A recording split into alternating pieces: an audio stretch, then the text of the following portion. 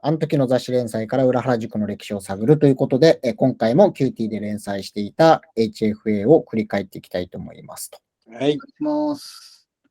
今回は91年の8月号になっていまして、いよいよ、アンダーカバーが初登場と、はい、紙面がこちら。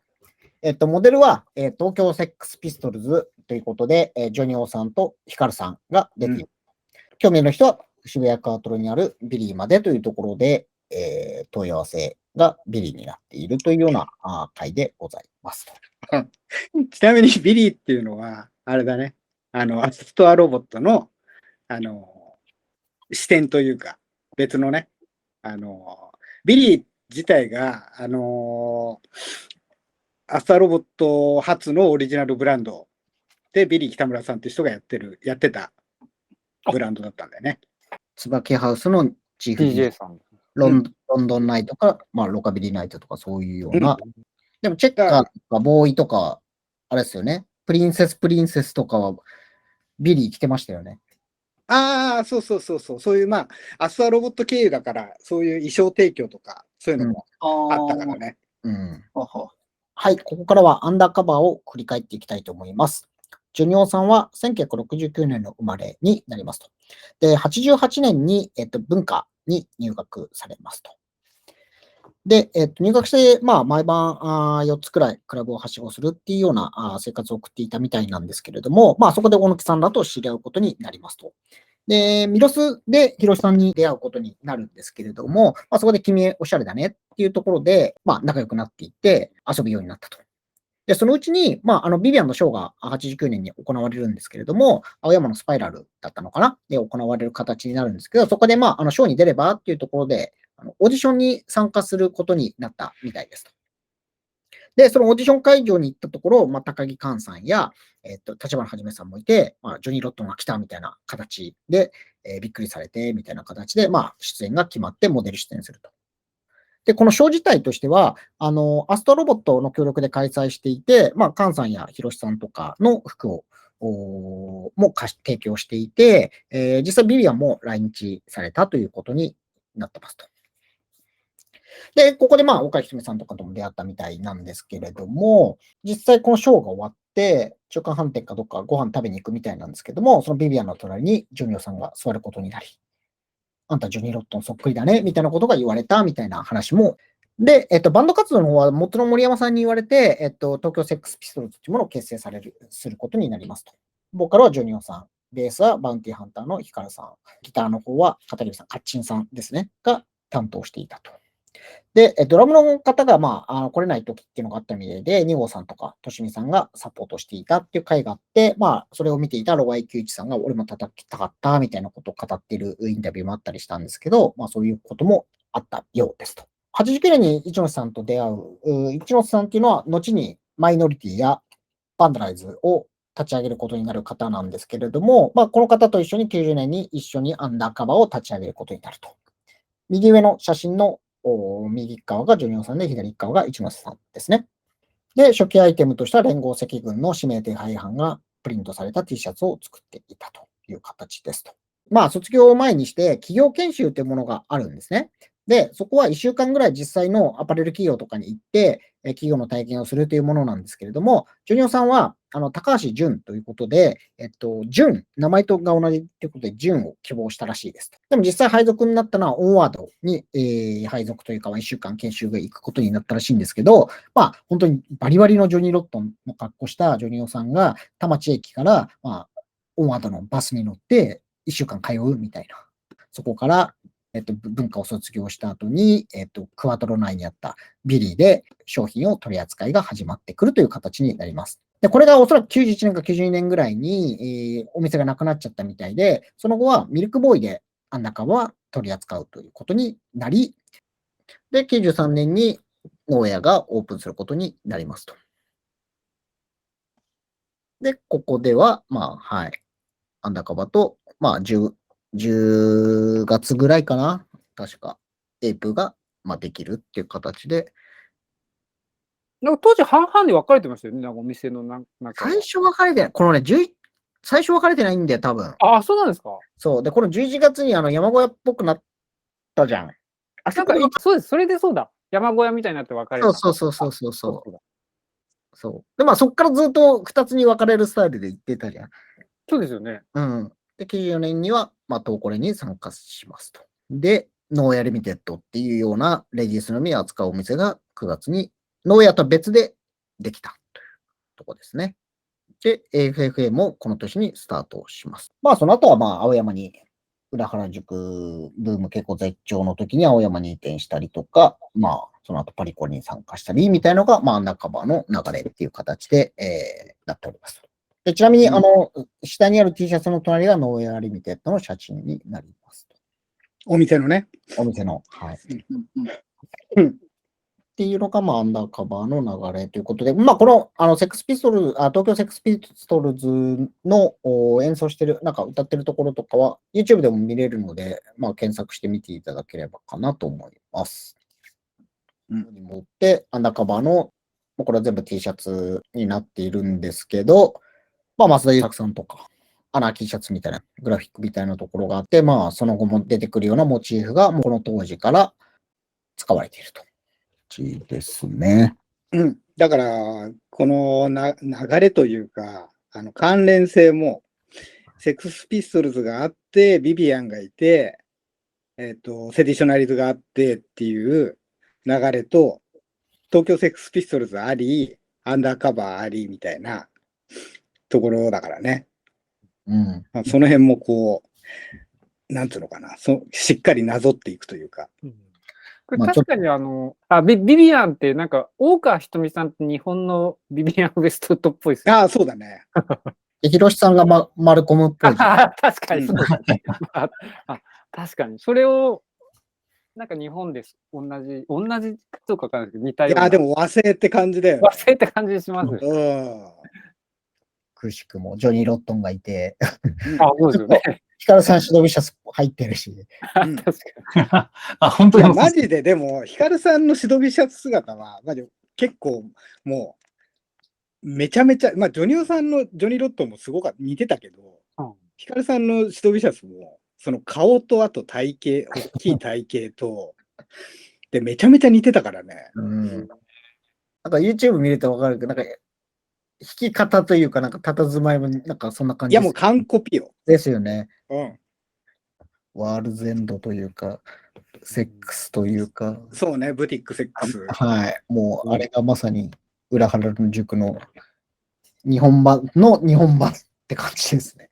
うん。あれですよね、ノーウェアってジョニー、アンダーカバーがそういうロンドンの流れを引っ張ってあれで、なんか、一方でそういう、エイプとかってビースティとかの西海岸の流れ、アメリカの。うんノーウェアでなんかそれが融合してる感じしますよね。うん。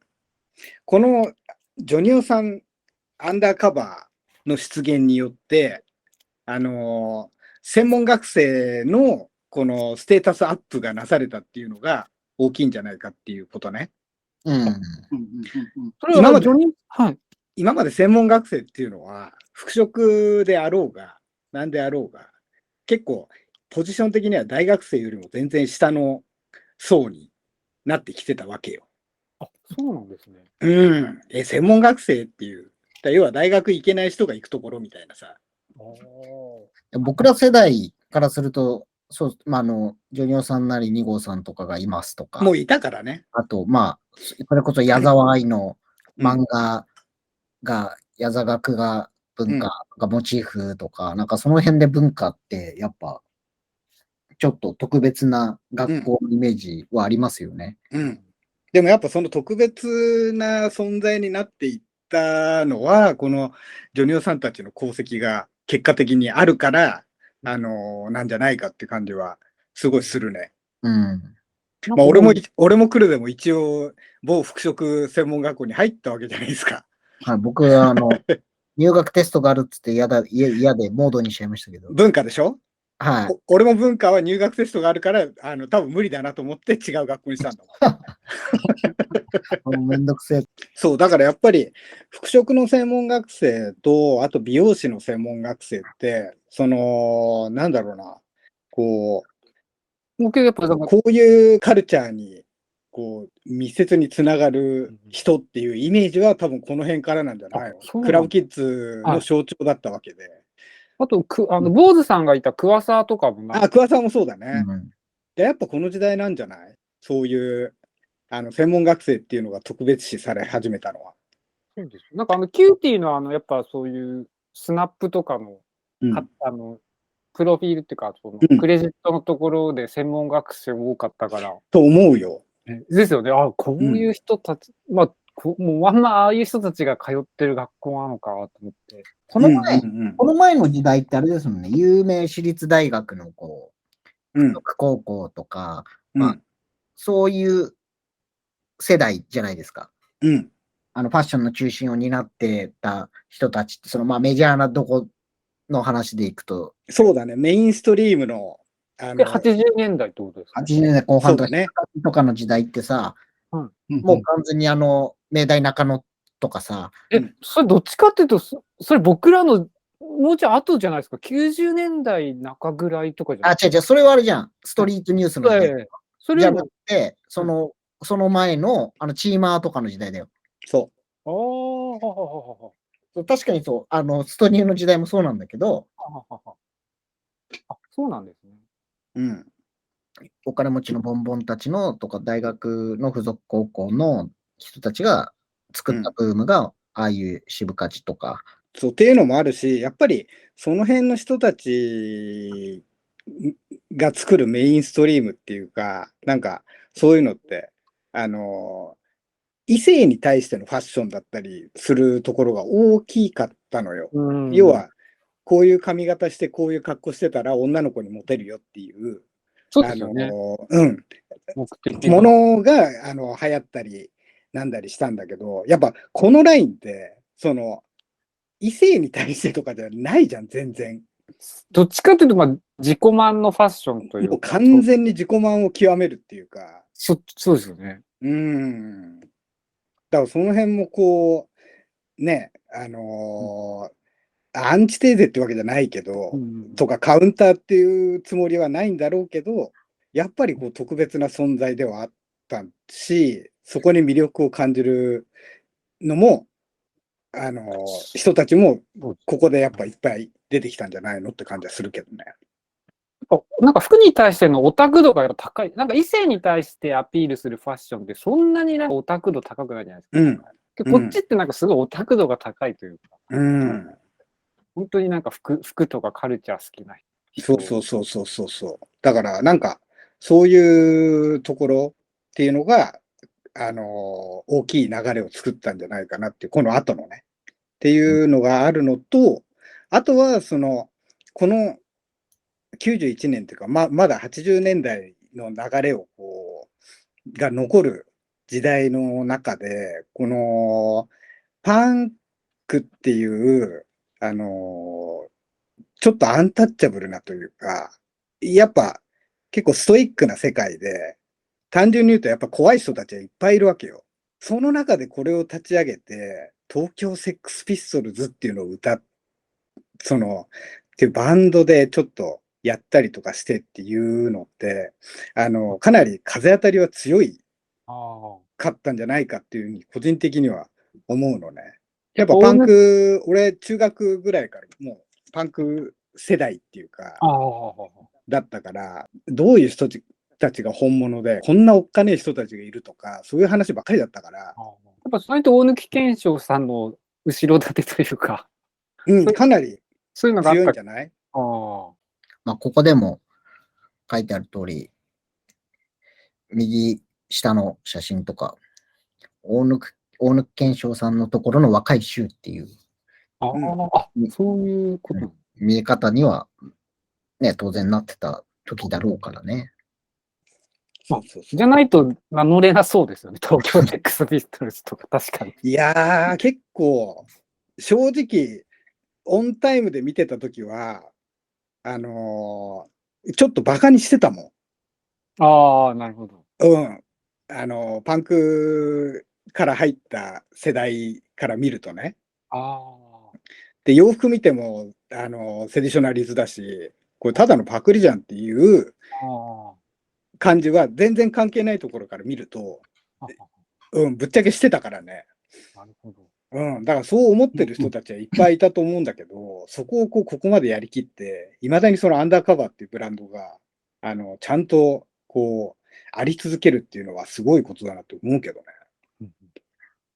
そうですよね。